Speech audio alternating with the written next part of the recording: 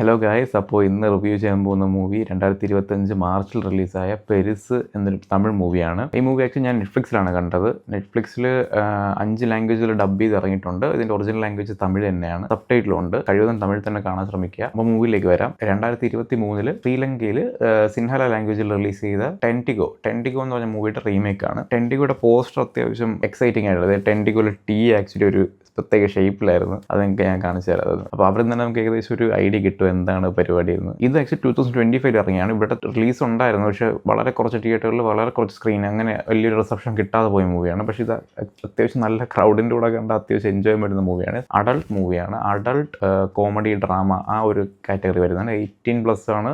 Adult certificate തന്നെയാണ് കിട്ടിയത്. അപ്പോൾ ഈ മൂവിയിൽ ഒരുപാട് സ്റ്റാർ വാല്യൂ ഉള്ള ആൾക്കാരല്ല അഭിനയിച്ചിരിക്കുന്നത്. പക്ഷേ എന്നാൽ നമ്മൾ തമിഴ് സിനിമ ഫോളോ ചെയ്യുന്ന ഒരാളാണെന്നുണ്ടെങ്കിൽ ശരിക്കും കണ്ടിട്ടുള്ള മുഖങ്ങൾ തന്നെയാണ് ഇതെല്ലാം. ഒരുപാട് റെഡിൻ കിങ്സിലേക്ക് ഉണ്ട്. ആക്ച്വലി റെഡിൻ കിങ്സിൽ അത്യാവശ്യം വെറുപ്പിക്കുമെന്നാണ് വിചാരിച്ചത്, പക്ഷേ അത്യാവശ്യം നല്ല രീതിക്ക് തന്നെ പുള്ളി ആ സീൻ ചെയ്തിട്ടുണ്ട്. സ്റ്റോറിയുടെ ഒരു ജസ്റ്റ് ഔട്ട്ലൈൻ പറയാം. ഒരു വയസ്സായ മനുഷ്യൻ ഉണ്ട്. പുള്ളിയാണ് മെയിൻ ക്യാരക്ടർ. പക്ഷേ പുള്ളി ആദ്യമേ തന്നെ മരിക്കും. പുള്ളി മരിച്ചു കഴിഞ്ഞിട്ടും പുള്ളിയുടെ പെനിസ് അഥവാ ചിക്കാമണി അത്യാവശ്യം വലുതായിട്ട് തന്നെ നിൽക്കും. അതായത് ആള് ഡെഡായി, പക്ഷേ സാധനം ഡെഡായില്ല. അതാണ് സിറ്റുവേഷൻ. അപ്പോൾ ഈ ഫാമിലിയിലുള്ള ബാക്കിയുള്ളവർ എന്ത് ചെയ്യും ഇനി? അതായത് ബോഡി സംസ്കരിക്കുന്നതിന് മുന്നേ എന്തായാലും ഇത് ആൾക്കാരെ കാണുമല്ലോ. അപ്പോൾ ഇതെങ്ങനെ ഹാൻഡിൽ ചെയ്യും, ഇതെങ്ങനെ എക്സ്പ്ലെയിൻ ചെയ്യും? കാരണം അവർ തന്നെ സർപ്രൈസ്ഡ് ആയിപ്പോയി. അവർ തന്നെ ചമ്മലായിട്ട് എന്താണ് ചെയ്യേണ്ടതെന്ന് അറിഞ്ഞിട്ട് നിൽക്കുകയാണ്. ഇതാണ് പ്രിമൈസ്. ഇത് എത്രത്തോളം ഫണ്ണി ആക്കാൻ പറ്റുമോ അത്രത്തോളം ഫണ്ണി ആക്കിയിട്ടുണ്ട്. ഒരു ഇത് അഡൾട്ട് മൂവി അല്ലെങ്കിൽ 18+ മൂവി എന്ന് പറയുമ്പോൾ ഒരിക്കലും ഇതൊരു വൾഗർ മൂവിയല്ല. കാരണം തമിഴിൽ ഒരുപാട് സിനിമകൾ അഡൾട്രേറ്റഡ് ആയിട്ട് വന്നിട്ടുണ്ട്. പക്ഷേ ഇതെല്ലാം ഒരുമാതിരി വൾഗറായിട്ടാണ്. നമുക്കൊരു ഒരിക്കലും എൻജോയ് ചെയ്യാൻ പറ്റുന്ന മൂവീസ് ആയിട്ട് തോന്നിയിട്ടില്ല. ഇത് പക്ഷേ അങ്ങനെയല്ല. ഒരു ജോക്സിന് ഭയങ്കരമായിട്ട് പ്രാധാന്യം കൊടുത്ത് വെർബൽ കോമഡി നല്ലോണം വർക്കൗട്ട് ചെയ്തിട്ട് അങ്ങനത്തെ ഒരു മൂവിയാണിത്. ഇത് ശരിക്കും എൻജോയ് ചെയ്യാൻ പറ്റും. അപ്പോൾ ഞാൻ ഇതിൻ്റെ സ്റ്റോറിയിലേക്ക് കിടക്കുവാണ്. കുറച്ച് സ്പോയിലർ ആയിരിക്കും, പക്ഷേ അത്യാവശ്യം നിങ്ങൾക്ക് എന്നാലും സ്റ്റിൽ എൻജോയ് ചെയ്യാൻ പറ്റും. കാരണം ഈ ഓപ്പണിംഗ് സീനിൽ കുളിക്കട വെച്ചിട്ട് ഒരു ടീനേജ് പയ്യനെ ഒരു അപ്പൂപ്പൻ അടിക്കുന്നത് കാണിക്കും. അതായത് സ്ത്രീകളെ നോക്കി എന്ന് പറഞ്ഞ് കുളിച്ചുകൊണ്ടിരിക്കുന്ന സ്ത്രീകളെ നോക്കി എന്ന് പറഞ്ഞാൽ അടി കൊടുക്കുന്നത്. അപ്പോൾ ഈ പയ്യൻ എങ്ങനെയെങ്കിലും ഈ പുള്ളിയെ തിരിച്ച് നാണം കെടുത്തേ പറ്റൂ. അതായത് ഈ പയ്യൻ ഇൻസൾട്ടഡ് ആയതുകൊണ്ട് തിരിച്ച് ആ അപ്പൂപ്പൻ എന്തെങ്കിലും ചെയ്യണം. നെക്സ്റ്റ് സീനിൽ ആ അപ്പൂപ്പൻ വീട്ടിൽ വെച്ച് തന്നെ മരിക്കുകയാണ്. പക്ഷേ ഈ പറഞ്ഞ സാധനം പൊങ്ങി തന്നെ നിൽക്കുകയാണ് ഈ പുള്ളിക്ക്. അപ്പം ഇവർ രണ്ടുപേരും രണ്ട് സ്വഭാവക്കാരാണ്. ഒന്ന് ഒരു വെൽ മാനേർഡ് ആയിട്ടൊരാളും, ഒന്നൊരു കുടിച്ചുകൊണ്ട് നടക്കുന്നൊരു ആളും. അപ്പോൾ ഇവർ രണ്ടും തന്നെ എക്സ്ട്രീം എൻസ് ആണ്. ഇവരുടെ വൈഫ്, ഇവരുടെ ആൻറ്റി, അങ്ങനെ ഒരു വലിയൊരു സ്റ്റാർ കാസ്റ്റ് തന്നെ ഉണ്ട്. കോമഡി ട്രാക്ക് ഇവരെല്ലാം തന്നെ നോക്കിക്കോളും. ഇതിൽ ഒരുപാട് സീൻസ് ഉണ്ട്. അതായത് ഇവർ ഹോസ്പിറ്റലിൽ കൊണ്ടുവന്ന് നോക്കുന്നത്, അതായത് ഹോസ്പിറ്റലിൽ കൊണ്ടുപോയി ഡോക്ടറെ കാണിച്ചത് എന്താണ് സംഭവം എന്ന് അന്വേഷിക്കാൻ വേണ്ടി. അങ്ങനെ ഓട്ടോക്കാരനായിട്ട് പോകുമ്പോഴത്തേക്ക് ഓട്ടോക്കാരനായിട്ട് വരുന്നതാണ് റെഡിൻ കിങ്സ്ലി. അത്യാവശ്യം നല്ലൊരു സീൻ തന്നെയാണത്. ഹോസ്പിറ്റലിൽ കൊണ്ടുപോകുമ്പോൾ മെയിൽ ഡോക്ടർ വേണം. പക്ഷേ ഫസ്റ്റ് കിട്ടുന്നത് ഫീമെയിൽ ഡോക്ടർ തന്നെയാണ്. അവരോട് ഇതെങ്ങനെ എക്സ്പ്ലെയിൻ ചെയ്യും? ഒരു ഡോക്ടറെ അത്യാവശ്യം പറഞ്ഞ് വീട്ടിൽ വരുത്തിക്കും.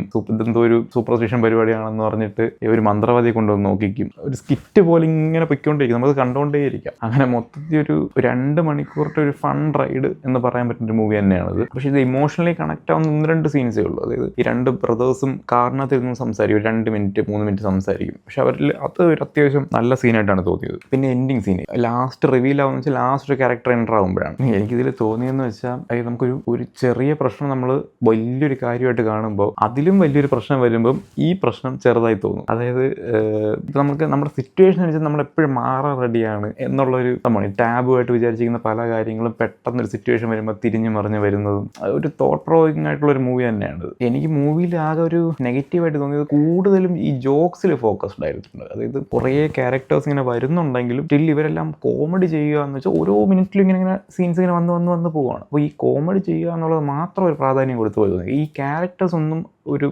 നമ്മളുമായിട്ടൊരു കണക്ഷൻ ഭയങ്കരമായിട്ട് വരത്തില്ല. കാരണം ഇവരെല്ലാം സ്റ്റില്ലൊരു ദൂരെ തന്നെ നിൽക്കും, നമ്മളോട്ട് അടുക്കത്തില്ല. അങ്ങനൊരു ഇഷ്യൂ എനിക്ക് തോന്നിയിട്ടുണ്ട്. പക്ഷേ ഒരു യുണീക്കായിട്ടൊരു തീം വെച്ചിട്ട് കാണാൻ പറ്റിയൊരു മൂവിയായിട്ട് പറയാം. കാരണം ഞാൻ ഇങ്ങനത്തെ മൂവി സത്യം പറഞ്ഞാൽ വേറൊന്നും കണ്ടിട്ടില്ല.